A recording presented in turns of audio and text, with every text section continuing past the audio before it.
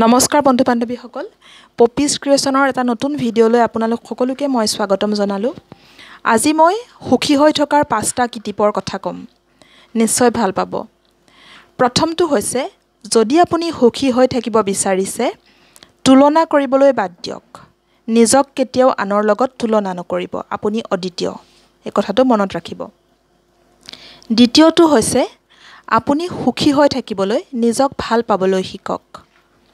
পৃথিৱীখনৰ আনবিলাকৰ কথা ভবাৰ প্ৰথমতে আপুনি নিজৰ কথা ভাবিব।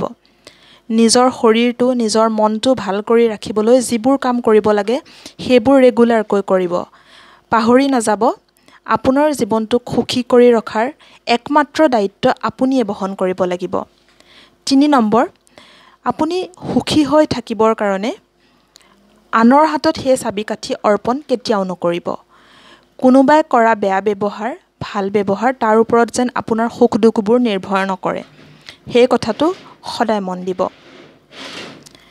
আপুনি সুখী হৈ থাকিবলৈ কাৰণে আপুনিয়ে সম্পূৰ্ণৰূপে ৰেছপন্সিবিলিটি ল'ব লাগিব।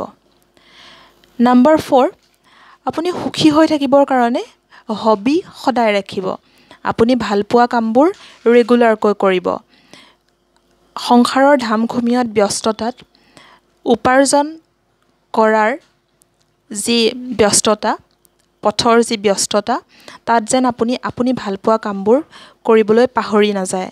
কাৰণ জীৱনটোৰ আয়ুস সময়সীমা সীমিত। থকা দিনকেইটাতে যদি ভাল পোৱা কামবোৰ কৰি নলয় কেতিয়া নকৰিব।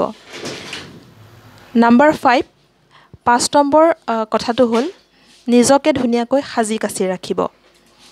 ধুনীয়াকৈ প্ৰেজেণ্টেবল কৰি ৰাখিব। আইনাত সদায় নিজক চাই আই লাভ ইউ এষাৰ হ'লেও দিনটোত এবাৰ ক'ব। কাৰণ আপুনি আইনাত দেখা মানুহগৰাকীতকৈ আপোন মানুহ আপোনাৰ আৰু কোনো নাই।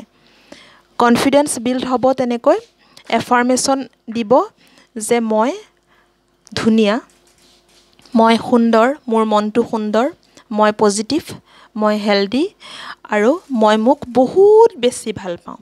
এই এফাৰ্মেশ্যনখিনি সদায় দিব আৰু চাব জীৱনৰ প্ৰতিটো সমস্যাও সমাধান হ'ব আৰু আপোনাৰ দিনবোৰো সুন্দৰ হৈ গৈ থাকিব।